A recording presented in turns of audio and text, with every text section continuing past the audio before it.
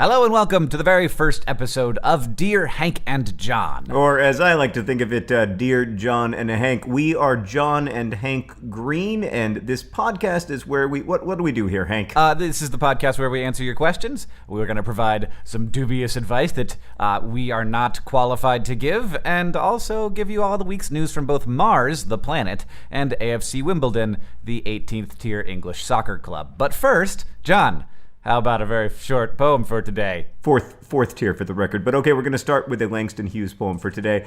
Folks, I'm telling you, birthing is hard and dying is mean. So get yourself a little lovin' in between. And that brings us nicely, Hank, to today's first question, which is from Lindy. She writes, Dear John and Hank, hey, so there's this girl I really, really like, maybe even love. I don't know, this is confusing. I have felt like this for 6 years, but the problem is that I am also a girl and she is straight. How do I stop liking them as more than a friend? John, I just want to say thank you so much for starting us off with the hardest question ever. How do you stop loving a person, John? Yep, not my area of expertise. My area of expertise is continuing to love someone even when it's a bad idea. I thought this was more of a question for Hank. This seems like something that Hank would be good at. Right. Well, just if you say so, bury yourself in other things. Just get really obsessed with bowling. And just think, take all the energy that you're focusing on this lovely person and focus it on being a really good bowler, or probably something more useful than bowling would be a good idea. Hank, do you know that that's literally what I did my senior year of college? Are you aware of that? Or did you just come up with bowling randomly? No, I looked over and I was like, I have to find something, and I saw my bowling pin that I won I got a 199 that day, and so I won this bowling pin as a trophy, and that's what I saw, so that's what I hit. I was in a long-term relationship that ended, and I was still very much in love with this young woman that I was in a relationship with, and one of the things that I took up in the wake of the relationship was bowling, and I became an extremely passionate bowler. I bowled every single day by myself at the bowling alley in Mount Vernon, Ohio, and I just loved it. It was a wonderful release for me. It was repetitious in a way that soothed my brain. I'm a huge fan of bowling, and when you call bowling useless, as I believe you just did, it hurts me. It hurts me deep down. I mean, if you're gonna spend 500 hours getting over someone, which is at least as long as it takes, you might want to focus on maybe something like playing guitar or accordion, or maybe learning theoretical physics. I don't know. Bowling comes in handy. I definitely go bowling, and when I go bowling and someone's really good at bowling, I'm like, you're really good at bowling. And I think that about them. So it's not completely useless. It's as useless as being good at any other sport, except that it's better because bowling is something that everyone can enjoy together. Even if you're not bowling, I feel like you enjoy bowling just as much as people who are. If I go to the bowling alley and my shoulder hurts, which it does sometimes, and I don't bowl, I still have a good time because bowling is really more about sitting around. So, Lindy, I think we've arrived upon a solution for you. It's not easy to change your feelings about someone, or to wait out your feelings about someone, or to sublimate them, but the key is bowling. You're welcome. God, we're so good at advice. Yeah. This one is from Lucas. Dear John and Hank, what is your favorite thing to look at in the night sky? Well, yeah, there's a lot to choose from. I think I'm going to go with a cop-out answer here and say the Milky Way. Because if you can see it, which you can't always in a lot of the country, but here in Montana we often can. If you can see the Milky Way, it is the most amazing, awe-inspiring, tear-inducing, put you in your placing thing that you can see. It's a really beautiful thing, and it's a really beautiful experience to really look at the galaxy and be like, there it is, and I can only see it in that direction, which means that we're sitting out here on the edge of it. And it's a big, beautiful thing. I think that is by far the most sort of beautiful thing you can see in the night sky with your naked eye. Of course, I'm saying it's a cop-out because it is not a thing. It is many billion things. For me, it's the middle star in Orion's belt, what I like to think of as Orion's belt buckle. That's my favorite thing to look at. That was a very fancy answer, Hank, but I like Orion's belt buckle. It just, it reminds me of where I am in the world. That star is called Analam, and it is a blue supergiant, which is a big star. And it is only 1,340 light years away, John. And yes, I did just look that up on Wikipedia. Quick question about blue giant stars. Are they about to die? Like, what are the chances that I'm going to stop enjoying Orion's belt buckle because it turns into a supernova? I think that you're safe for your lifetime. Okay. What about like young people watching this podcast or listening to it? I don't know offhand about the average age of a blue supergiant, but in general, the lifetime of a human is not consequential. The lifetime of a human is not consequential. One really does come here to get the good news. Do you have a question? I do. Dear Hank and John, this is from Claire. I graduated from high school 3 days ago, and next year I'm going to a very prestigious university. Well, thanks for letting us know how prestigious your university is, Claire. This is good, she says. I'm very happy that the black magic of college admissions somehow spun in my favor, but this school, it is expensive and has lots of amazing resources across the board, from engineering to the arts and back. I just want to milk my 32 courses for all they're worth. So I'm curious, what do you guys think? What should I study to be the biggest help to the world? Please assume for the sake of argument that I'm equally good at all academic disciplines, which, while untrue, is my rhetorical stance. That is a fascinating question. I think Claire is in for big things no matter what she does, given the quality of her question asking.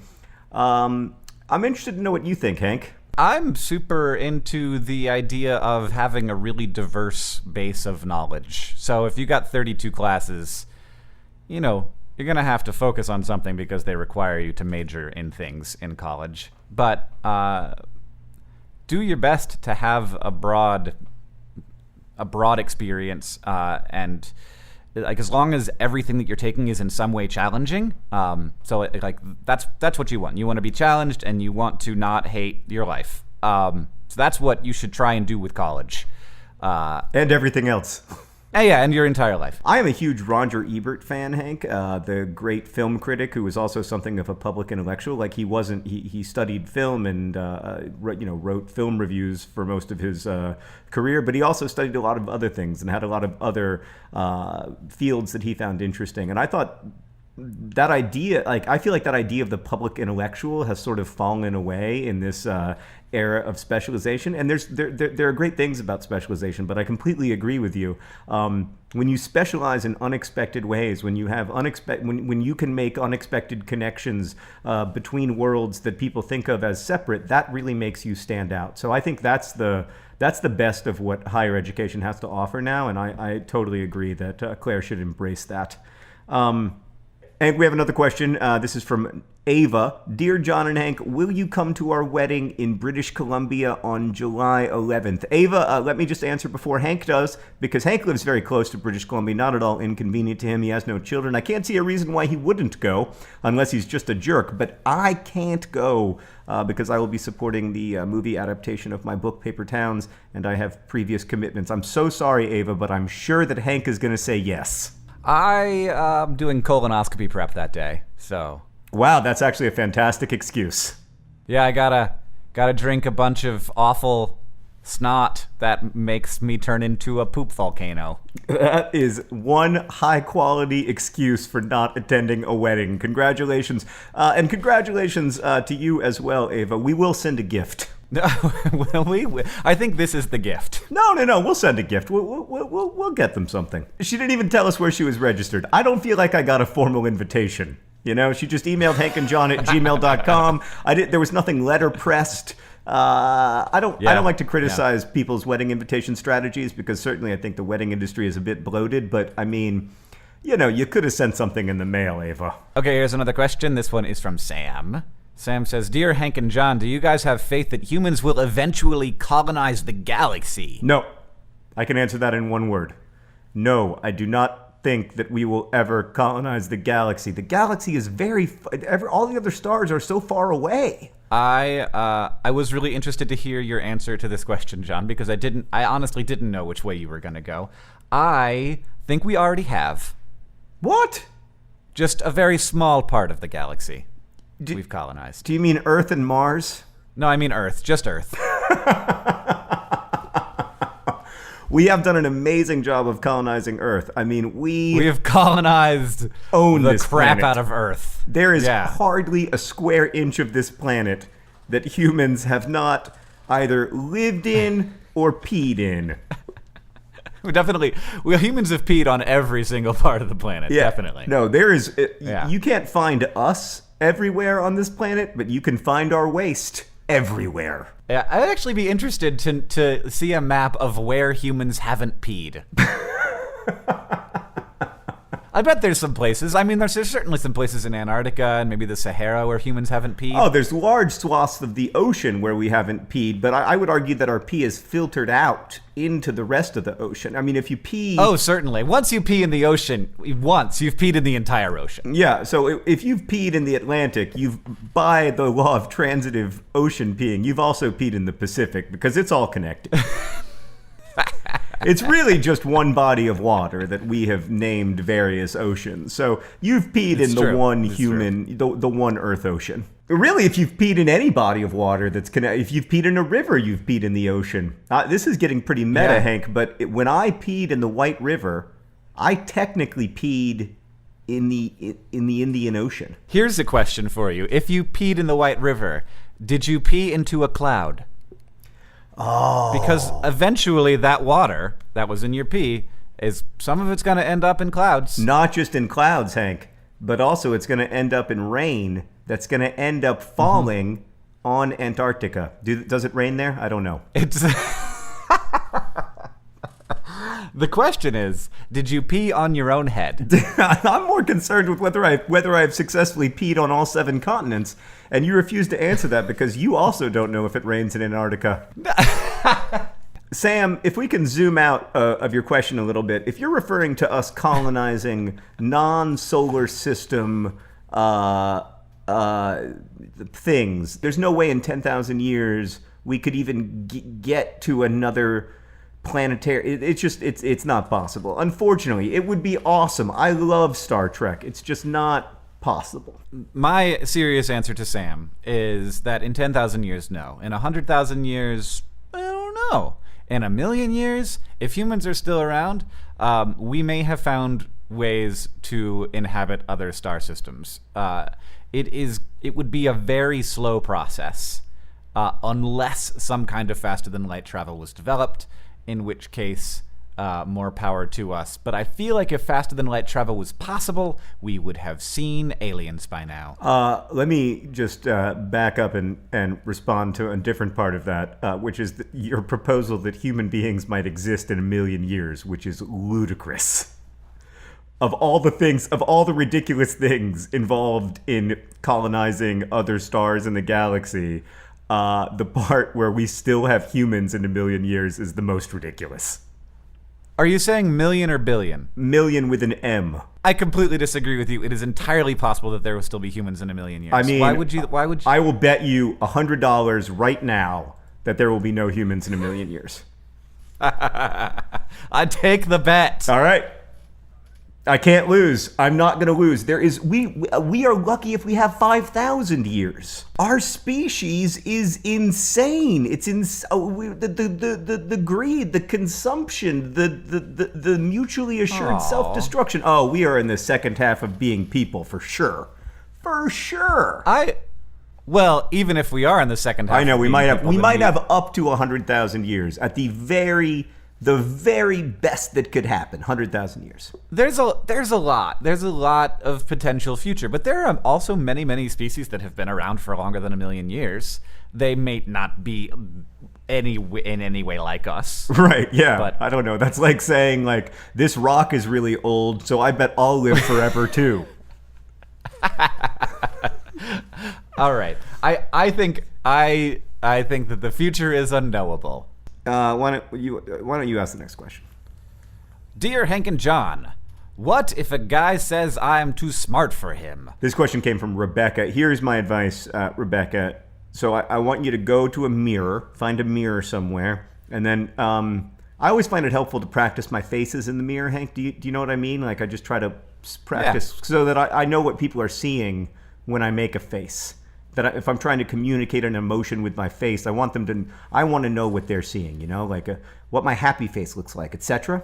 Mm-hmm. So Rebecca, I want you to go to a mirror. I want you to put on a face of horror, like just horrified. And then I want you to like slightly transfigure that face to add in intense disgust. And then I want you to hold on to that face, figure out what it looks like, and the next time someone tells you that you are too smart for them, I want you to make that face. And then I want you to say, no, you are no longer under consideration. And then back away and move on with your life. Take up bowling. I think the answer to that question, or the response to "you're too smart for me" is yeah. I think you're right. Okay.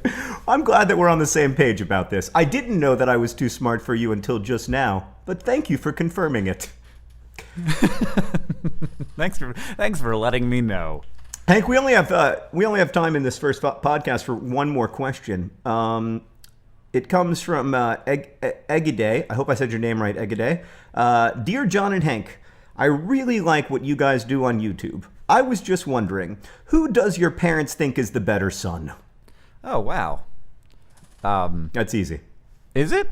Well, let's just answer on 3. Okay, we'll answer together. That way, your opinion won't shape mine or anything. We'll just answer on 3. Okay. 1, 2, 3. Dave. Hank.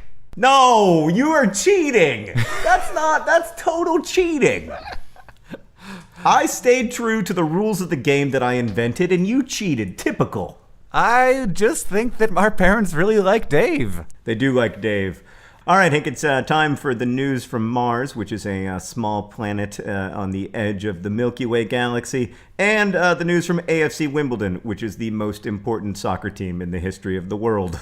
That's what we do at the end of the podcast, John. Why do we do it? Well, because you love Mars, I love AFC Wimbledon, and people love to learn about Mars and AFC Wimbledon. This week, NASA is testing the Low-Density Supersonic Deceleration System, which is also called the LDSD. Because God forbid NASA makes something without having an appropriate acronym. Well, you gotta write, it's a lot of words. You gotta have a fast way to write it down. So the LDSD's job is to deliver larger payloads than we can currently deliver to the surface of Mars. There's this problem that you have when you're traveling interplanetarily, that you are going very fast when you arrive at your destination and you have to slow down. And it is difficult to slow down. So one of the things that they do to slow down is they just hit the atmosphere and let the atmosphere slow the craft down, and then eventually open parachutes, and the parachutes will further slow the craft down, and then like at the last moment you fire some rockets maybe. The problem that Mars has is that there isn't a ton of air in the atmosphere, so parachutes won't open higher in the atmosphere, so you can't slow down as fast as you would like, especially if your craft is super heavy. The job of the LDSD is to, it basically inflates to make the craft bigger. It's like a bunch of balloons, like airbags on the side of the craft that catch the atmosphere, increase its surface area so it can slow down faster before deploying the parachutes. And that increases the payloads we can deliver to Mars from like 1.5 tons to up to 3 tons, which is twice as much. Very exciting. So I just want to confirm, Hank, that the most interesting thing that happened on Mars this week happened on Earth. Well, that is almost always going to be the case. It's going to be more the news in Mars and regarding Mars. When Hank and I initially came up with the idea for this podcast, we were like, oh, and we'll do the news from Mars and AFC Wimbledon. And then Hank literally said to me, but is there news from AFC Wimbledon every week? And I'm like, is there news from Mars every week? I just don't understand your proposition that somehow AFC Wimbledon and Mars are on the same plane of interestingness. I mean, no, listen, to be clear, I am not proposing that AFC Wimbledon and Mars are on the same plane. I am proposing that AFC Wimbledon is, in fact, far more important than Mars. Yeah, I have a really hard time with this. I mean, if you look at the amount of, like, attention and money spent on one of those two things, much more attention and money is spent on Mars. This is a true fact. Mars is a cold, dead rock. Much like any of the gajillions of cold dead rocks scattered throughout the universe. Not only that, but you can find cold dead rocks right here on Earth. You don't have to go to space to get one. However, you do have to go to South London to get AFC Wimbledon.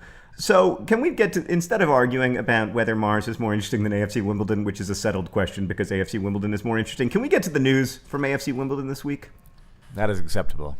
Okay, Hank, so AFC Wimbledon, the fourth-tier English soccer team that plays in South London, has 3 on-the-uniform spots for sponsorship, right? There's the front of shirt, there's the back of the shirt, and then there's the back of the shorts. You know what I'm talking about? Yeah. So, like, you got like a corporate name on each of those places. So, Hank, can you guess what savvy, marketing-oriented corporation will be advertising itself on the lower left buttock of next season's AFC Wimbledon uniform? Can you guess? Is it DFTBA Records?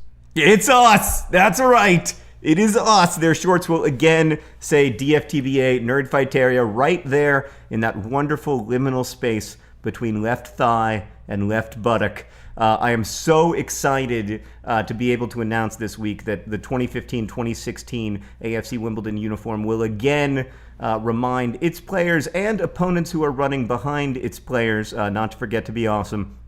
I'm very excited. The season is over for AFC Wimbledon, but of course the news AFC Wimbledon-wise continues year-round, so we'll have plenty to discuss in this exciting offseason as AFC Wimbledon attempts to strengthen their squad to really push up to maybe next year make it to the 3rd tier of English football. And as I'm going to attempt to feign interest in your weird interests, how are they doing these days, John? Well, Hank, as I just told you, the season has ended, so they aren't currently playing. But how did they? How did they do? How did they do?